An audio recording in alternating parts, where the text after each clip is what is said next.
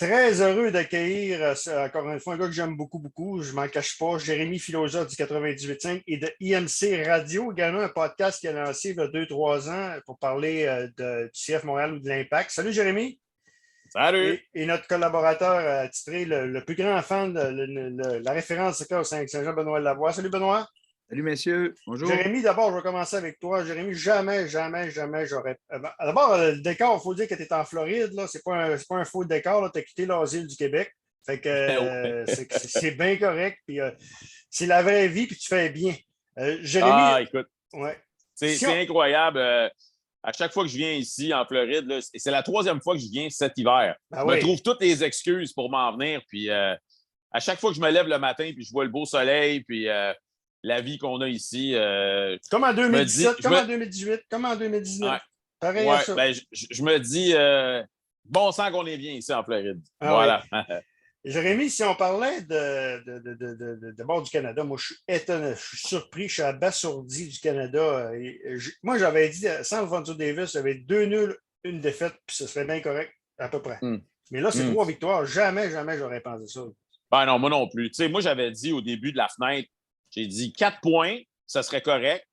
S'il en ramasse plus, c'est un bonus. Parce qu'on le sait, c'était une fenêtre extrêmement compliquée. Tu as plein de joueurs MLS qui n'avaient pas joué depuis le mois de novembre. Tu avais la complexité de la COVID, le voyagement, le climat, la température. Tout était là pour que ce soit plus compliqué, en plus de l'absence d'Alfonso Davies. Mais contrairement à ça, puis ça, j'en avais discuté à IMFC Radio, les dernières fois qu'on a vu le Canada jouer sans Alfonso Davies, ils ont été extrêmement efficaces. Je te dirais même plus que c'est plus un concept d'équipe quand il n'est pas là, parce que quand Alfonso Davies est là, on dirait que tout passe par la gauche, on veut toujours lui donner le ballon, puis c'est pas nécessairement la meilleure façon de jouer. Donc, écoute, moi, je suis littéralement assommé là, des résultats. Là. Et Benoît, moi, je parlais avec Francis Millien, tu as écouté mon podcast avec Francis Millien mardi, puis je disais que Milos Borjan, écoute, on lui doit beaucoup, le Borjan. C'est dans la victoire contre le Mexique, dans le temps à ajouter, il a sauvé le match. On ne se trompe pas d'histoire. Et encore, ces dimanches contre les Américains, il était très, très bon. Le Borjan, là, c'est lui. On parle beaucoup d'Alfonso Davies, mais c'est pas mal lui. Là, aussi. Ben, hier aussi, il faut le dire, là, il s'est peut-être trop avancé un peu sur le lob qu'il a sauvé. Là. Il était avancé un petit peu sur le jeu. Il a sauvé quand même le jeu. Oui, Borjan, mais il faut quand même reconnaître qu'il n'y a pas juste Davis, mais David, la façon qu'il marque ses buts. Moi, j'étais surpris du 11 partant hier de Herdman quand même. C'est sûr qu'il veut faire rouler son effectif quand même. Je crois qu'il veut faire jouer les joueurs le plus possible. Et on l'a vu quand les premiers changements qu'il a fait, qu'est-ce que ça l'a apporté au jeu. C'était le temps que ça arrive, ce moment-là aussi, là, parce que ça a permis au Canada de prendre l'élan qu'il fallait. Même si ce n'était pas évident. Hein. Il n'y a pas un match évident. Il n'y a pas une équipe. Il n'y a rien de facile. Les matchs qu'on va jouer en Amérique centrale, on a vu là, l'ancien joueur du Canada, Guzman, qui a partagé de quoi là, quand ça se passe en Amérique centrale. Même les matchs au Canada, il n'y a rien de facile. Mais il faut la mettre dedans quand c'est le temps. Et puis, oui, Borjan, de gros matchs. Et moi, j'aime bien, par contre, un attaquant là, que Kyle Lauren. Là, j'aime bien aussi ce joueur-là, là, très physique, agressif. Et on le voit tout de suite là, quand il apporte là, ce qu'il apporte en avant. En tout cas, c'est intéressant de voir tous ces résultats-là. En tout cas, là, c'est animant. Je porte fièrement le gilet du Canada aujourd'hui. Et monsieur, un nationaliste comme toi, ça me fait tellement rire. Hey, mais Jérémy, si on parlait du côté c'est après la décision de la blessure d'Alfonso Davies, c'est la profondeur du Canada qu'il faut mentionner. Hein? Et tu sais, hier, c'était un match piège. Beaucoup disaient que c'était un match piège, mais tu sais, il a bien roulé son banc. Je ne sais pas si on peut appeler ça. Même au soccer, c'est bien roulé son banc, puis faire en sorte que tout le monde veut être dans le projet. Là. C'est pour ça que c'était pas un match piège hier. Non, mais écoute, c'est vrai. Moi, je m'attendais à des rotations. Puis là, on a vu hier, tu as commencé le match. Tu n'as pas de Kamal Miller, tu n'as pas d'Alistair Johnson. Les 2 défenseurs du CF Montréal ne sont pas dans l'alignement. Là, Steven Victoria était suspendu. Carl Larin et Jean Buchanan commencent le match sur le banc. Donc, clairement, le coach, là, il a dit, OK, les boys, là, on a poussé au maximum nos partants dans les 2 premiers matchs. Là, à cette heure, c'est à vous autres de faire la job. Ça n'a pas été parfait, Il ne fallait pas non plus s'attendre à ce que ce soit parfait. Ces gars-là n'ont pas les mêmes habitudes, n'ont pas la même chimie que les autres qui sont habitués de commencer tous les matchs ensemble. Donc, c'est un peu normal que, disons, il y avait un petit peu de rouille. Puis, comme vous venez de le mentionner, lorsqu'on a fait des changements à la 57e minute de jeu, puis là, tu fais rentrer Buchanan, Larin, puis Alistair Johnston, ça n'a pas pris 10 minutes, le ballon était dans le filet. Là, vous allez me dire, ils ont joué un petit peu de chance, mais peu importe. Je pense qu'il va gagner beaucoup de points, John Herdman, là-dedans, parce que, comme vous venez de le mentionner, tous les joueurs se sentent impliqués.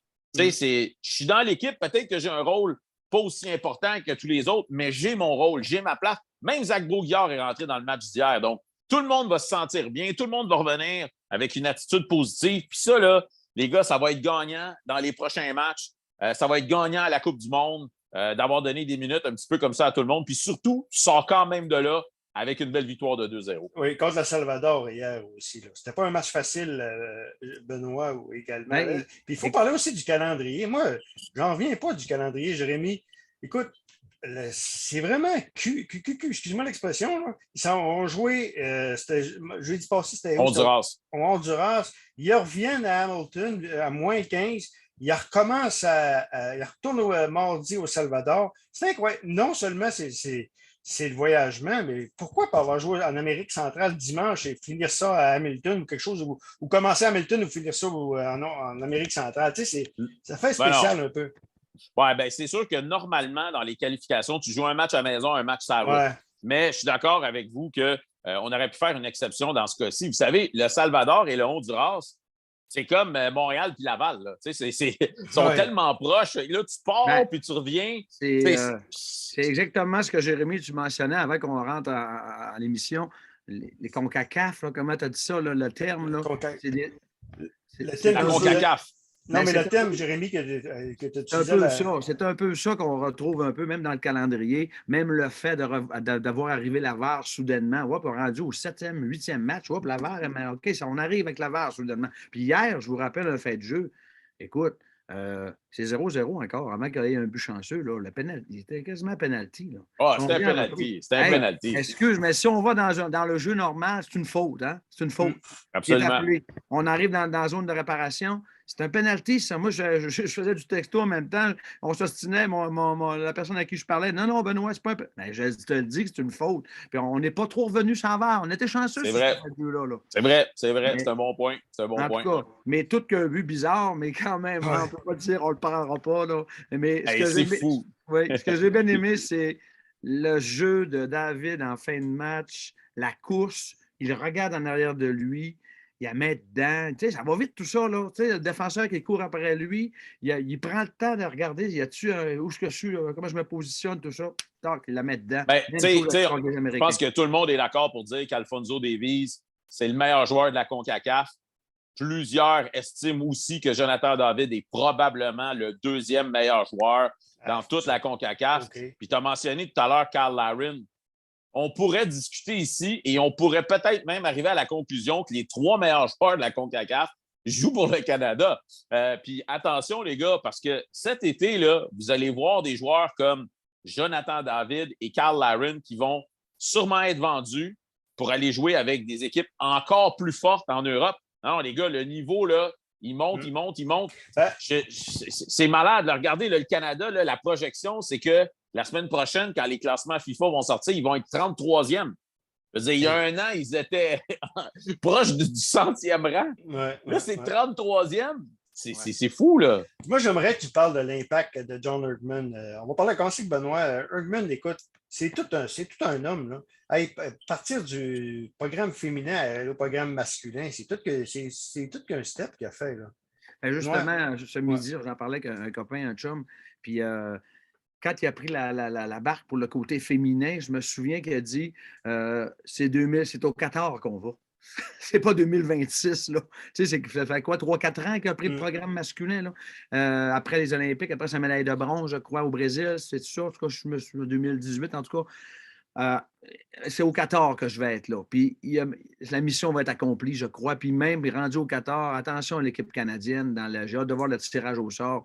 ce ne sera pas une équipe à prendre à la facile. Là. Parce qu'on l'a vu, Danny, contre les Américains. Les Américains ont dominé, mais on sait que sur un contre-attaque, on a une attaque très puissante, très dangereuse. Donc, ils vont être à surveiller au Qatar. Si tu regardes là, les États-Unis qui sont 11e et le Mexique 14e, et le Canada a battu ces deux équipes-là, je ne vais pas dire facilement, mais il les a battus de façon convaincante. Donc, non, il n'y a rien.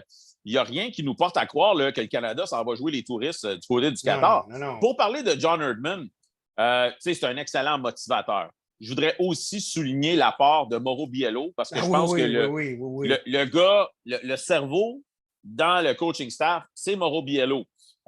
Donc, une grande salutation à Mauro Biello. Puis ce que ces deux gars-là ont fait d'extraordinaire dans les dernières années, c'est vraiment le travail de vente. C'est-à-dire que si tu recules il y a 5 ans et plus, Borjan est un Serbe, Borjan. Il aurait pu représenter la Serbie aussi. Là. Ça n'est pas un exemple, ça. Exactement. Mais tu avais la grande majorité des joueurs qui avaient la double citoyenneté choisissaient toujours l'autre pays, jamais le Canada. Comprends-tu? Là, tu t'assois avec ces gars-là et tu leur dis viens donc jouer avec le Canada. Tu vas jouer avec Alphonso Davies, Jonathan David, Carl Larin. On va aller à la Coupe du Monde.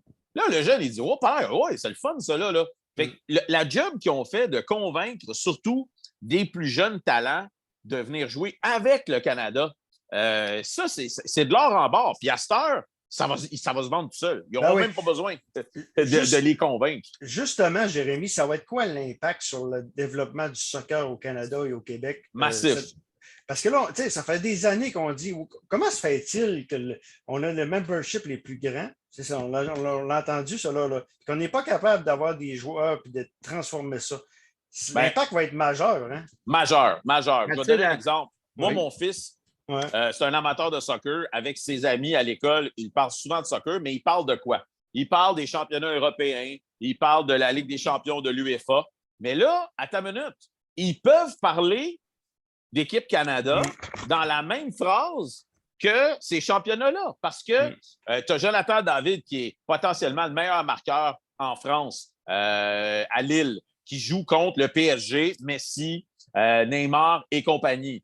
Ils peuvent parler, par exemple, d'Alphonso Davies, qui joue dans la Bundesliga. Donc, ils sont maintenant capables de rejoindre les deux bouts. Le bout qui les intéresse, le plus haut niveau dans le monde, et le soccer qu'on a ici. Et là, tu fais d'autres liens. Parce que là, tu te retrouves avec des joueurs du CF Montréal comme Alistair Johnston, comme Al Miller, qui sont des partants avec le Canada. Samuel Piette, Zachary Broguillard, James Pantemis, des Québécois qui ont grandi ici, qui ont fait leur soccer, puis ils s'en vont eux autres aussi avec cette équipe-là à la Coupe du Monde. Donc là, tout d'un coup, tu dis OK, là, c'est vrai, là, c'est wow. Donc, ça va avoir un effet boule de neige massif sur la popularité du soccer au Québec et au Canada.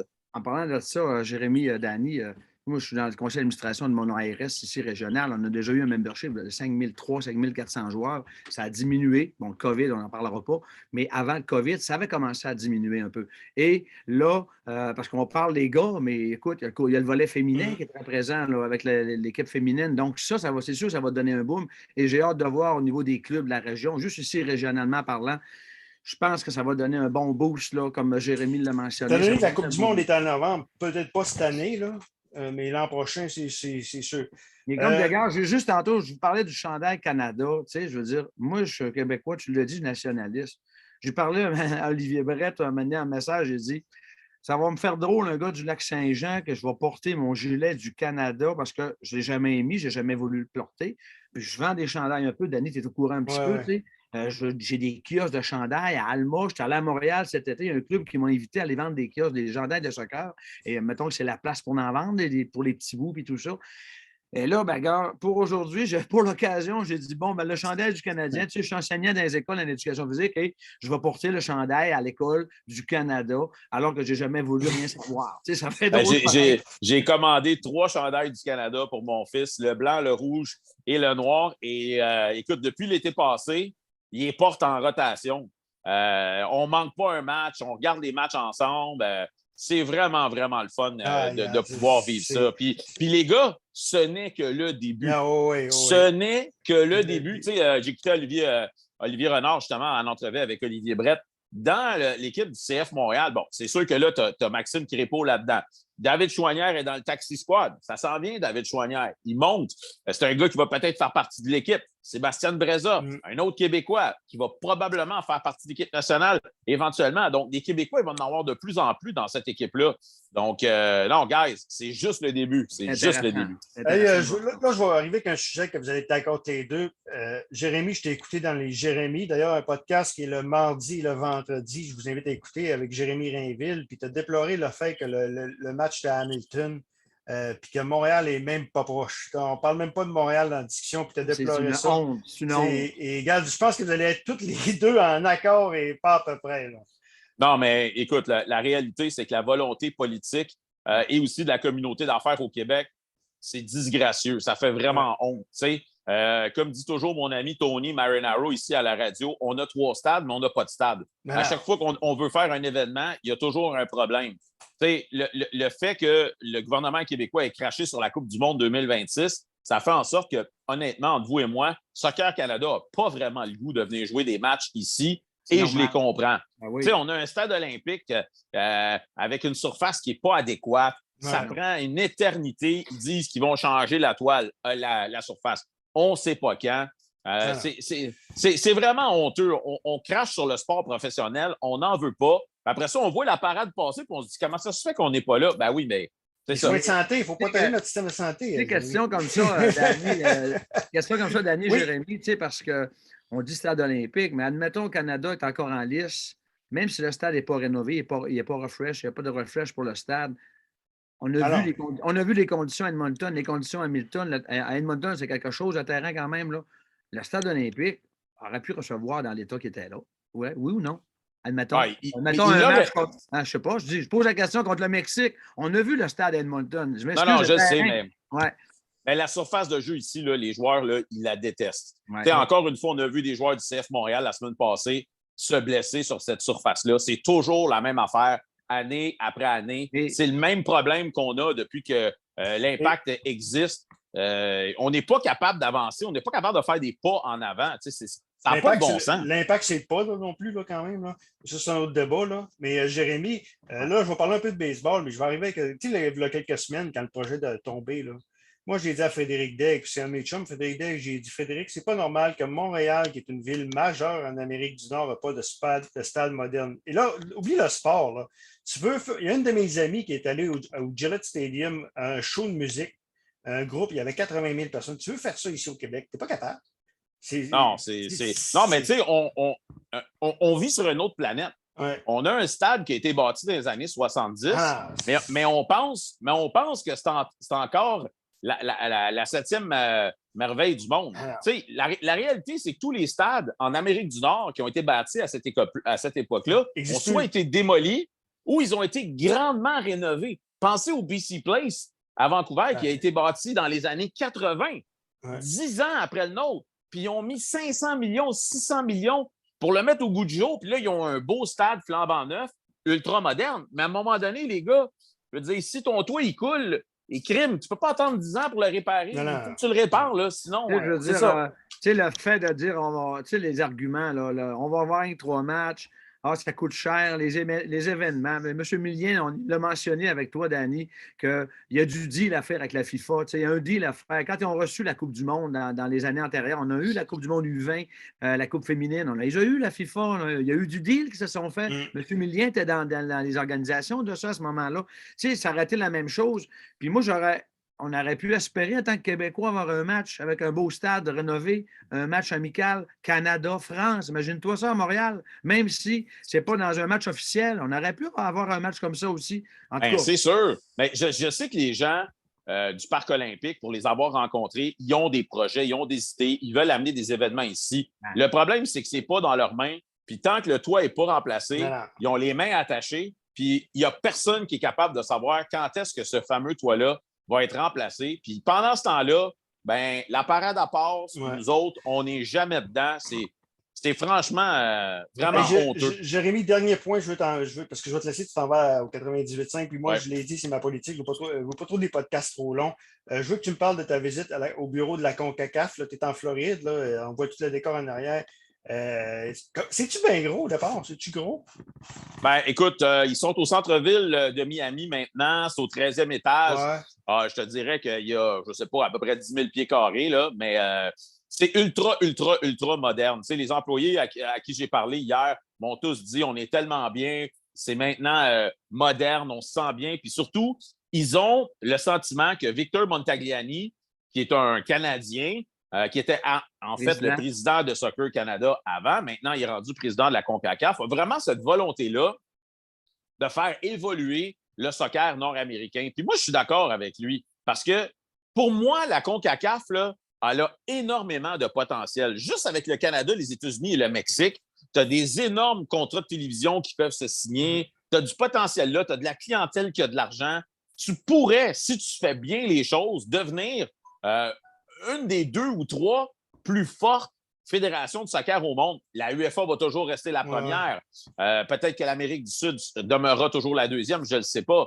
Mais il y a un potentiel là. Il faut que la CONCACAF arrête de faire rire d'elle. Là, on arrive avec la reprise vidéo et tout ça. Ouais. On veut rehausser les standards des qualités d'image à la télévision, puis tout ça. Ben, c'est ça. Si tu veux prendre ta place... Là, il pourrait y avoir une fusion de la Gold Cup avec la Copa América et faire c'est-tu dans les plans? Il me semble que ce serait... C'est des organisations. Écoute, Canada-Brésil, ça serait pas mal plus vendeur. Chacun sur leur bord. Là. Chacun tire sur les affaires. C'est une question d'argent. C'est du gros cash aussi. Oui, c'est ça. Tu sais, moi, écoute, moi, je pense qu'il y aurait toujours moyen. Tu sais, on voit souvent, il y a des équipes invitées. Tu sais, le Qatar a été invité à la Gold Cup là, la dernière année ou celle avant, je ne me souviens plus. Puis il y a des équipes invitées et tout ça, mais si le soccer veut prendre sa place parmi les sports les plus populaires en Amérique du Nord, ben c'est ça. Tu sais, ils doivent prendre du galon puis démontrer qu'ils sont sérieux. Maintenant, c'est sûr que dans les autres ligues, tu dis le football, le baseball, c'est juste le Canada et les États-Unis, c'est plus facile à régir. La CONCACAF, il y a 41 pays. C'est pas facile, là. Danny, tu parles de Gold Cup, Copa América, mais là, il faut briquer à FIFA. Là. La FIFA, là, le président de la FIFA n'arrête pas là, avec son intention de faire une coupe de 2 ans. Là. Qu'est-ce que ça va faire avec toutes ces coupes-là? Ça n'a pas de bon sens. Non. Personne ne veut ça. Personne ne veut ça. Tout le monde dit non à ça, puis tu entends de l'autre côté la FIFA qui a l'air à pousser son projet. Ouais, ça n'a pas de sens quand même. C'est l'argent. C'est l'argent qui. C'est ça. Ouais, Jérémy, merci beaucoup. On va se reparler de temps à autre. Très intéressant. Bon voyage et j'espère que tu ne reviens pas trop. Profite-en, puis reste là le plus longtemps que tu peux. Hey, Jérémy, tu aurais pu avoir le choix de venir au Lac-Saint-Jean aussi, c'est moins 30. moins 30, c'est vrai. C'est pas que j'aime pas le Lac-Saint-Jean. Mais à 3 heures d'avion, c'est combien d'heures d'avion, Montréal-Lac-Saint-Jean? Bon, 2-3 heures. Bon, ben 2-3 heures, je suis en Floride. Ouais. Non, c'est pas la même affaire du tout. Puis c'est pas juste ça. C'est même Jérémy, si le Canada se qualifie, est-ce que tu vas au Qatar? C'est déjà planifié avec les patrons. Je leur ai déjà dit depuis déjà à peu près 6 mois, si le Canada va à la Coupe du Monde, je vais aller au Qatar. Ils sont au courant et ils ont tout ça dans leur tête. C'est compliqué, accréditation. Parce que lui veut y aller. Il y a 2 Coupes du Monde. Benoît était à 2 Coupes du Monde. 3 Coupes du Monde, Benoît. J'ai vu 7 matchs, dont la finale à Jérémy en Russie. J'étais dans le stade. France. Je t'enverrai un lien de ça, mais je me suis fait un montage vidéo-photo. J'ai vu le match France-Croatie. J'étais là. Ben, écoute, le plan, c'est ça. Le plan, c'est d'y aller puis de couvrir l'équipe Canada mur à mur. Donc, je me croise les doigts en espérant de pouvoir être sur place au mois de novembre prochain.